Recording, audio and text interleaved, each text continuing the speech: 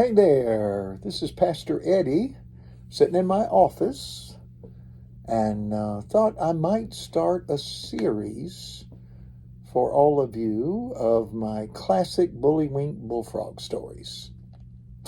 We always begin with long time ago in a faraway place on the Withlacoochee River, Reverend Bullywink Bullfrog. And what's a bullfrog say, everybody? Ribbit, ribbit, ribbit, of course. Now, how I started with that, I'm not sure. Actually, I think I wrote the very first story back probably when I was 19. I loved to write short stories before that, but I remember writing a poem about the bullfrog. And my very first story I've stayed with because it's about salvation. So let me continue with the story for you to have in your archives now on our video list. Bullywink is just a little tadpole, little taddy, and he's swimming around. You little ones watching, you might want to swim with me, just swimming around. And his teachers said, stay in the shallow water because it's just not good out there in the deep water. But little Taddy wanted to go out into the deep water. He just did. He just had that curiosity like we probably all have. And so when his teachers were not looking, he swam quickly into the deep water. Well, when he got there, it wasn't scary at all. So he couldn't imagine why they were so upset and telling him not to do this. It just didn't make sense to him. There were big fish jumping up out of the water, kaplash. Birds flying by. If you like to fly with birds, little ones watching me again. It was great. But then he got tired, tuckered out, and he got to thinking, well, I got to rest some before I go back home. And being a tadpole, here's a good science lesson, he has to breathe underwater, he's becoming a frog. So he lays up on a lily pad, and the water just washes over him, back and forth, goes to sleep, snores. I don't know if you've ever heard a tadpole snore or not, but pretty loud, Well, anyway, he slept longer than he thought. When he woke up, oh my goodness, it wasn't daytime anymore. It was nighttime. It was dark. And I don't know about you, but I don't care much for dark. I like having a nightlight at the house. I don't like everything dark. Bump into stuff. And so he couldn't see anything at all. I mean, he saw the moon, but that was about it. He just didn't know what to do on that little lily pad. So all of a sudden, then he looked, and in a distance, he saw one red eye. And then it went underwater or disappeared. He didn't know what happened. So that scared little Taddy. And before he knew it, there was a little ruffle or ripple in the water, and that one eye came up, and it was two eyes. And that will happen if you ever see, do you know what it is? Yeah, an alligator.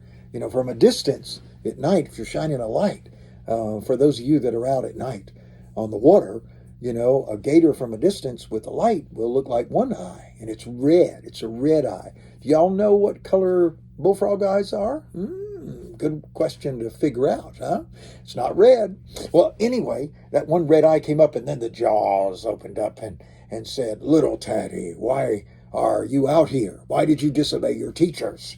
And so little Taddy was scared, and he began to shake his little jaws. And you do this with me, if you will.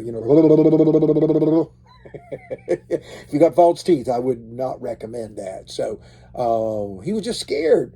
And then the big gator said, I'm going to eat you. Well, and he lifted up his big jaws. And then all of a sudden, this is the salvation message. All of a sudden, just out of the water jumps this great big bullfrog into the mouth of the alligator. And with his hands, he holds up the top teeth, and with his feet, of course, he's holding down the bottom teeth. And he looks at little Taddy, and he said, I am King J.C. Bullfrog, and I have come to save your life.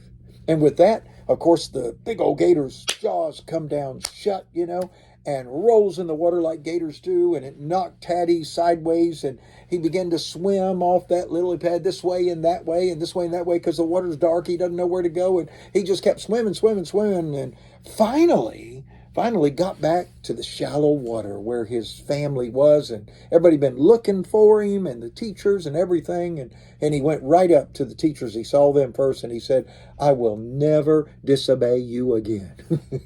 And teachers, wouldn't you love to hear your students say that? "I will never disobey you again." And they said, "What happened?" So he told them the story about King J.C. Bullfrog giving his life for him. And so from then on, little Taddy, as he grew up, he was a different critter. Became a different bullfrog. He became a preacher, and he became what we call Reverend Bullywink Bullfrog. And his church is actually located out here on our property now, back behind the sanctuary we have here on Highway 40 in Dunellen. And all the critters gather out there every week for their Bible studies, just great. Now, does anybody know possibly what JC stands for? King J.C. Bullfrog, who gave his life for Taddy so that he might live? Well, of course you know. It's Jesus Christ. And so I have used that story forever, talking to people and to kids especially over the years about salvation, how that God became one of us and died for us, took our place, gave his life for us. And somehow that changes us when we invite Jesus inside, ask him to come into our life, forgive us of our sins. It makes the biggest difference in the world, just the biggest difference in the world. Well, I think I'm just going to do a series. Like I said, I've got a lot of those old stories that I retell the kids from time to time. Also in my office, I might show you some of the areas in the office. You can already see I'm a Florida State fan, but there's a lot of stuff in my office that I think you might enjoy watching sometimes. I've got all my books and just different items there. I'm turning it around so you can see them. I might even share with you some of that. And there's a lot of good stuff in here. It just is. Well, so good to see you. Hope you'll join with me again for the second story that I wrote long time ago. Bye-bye.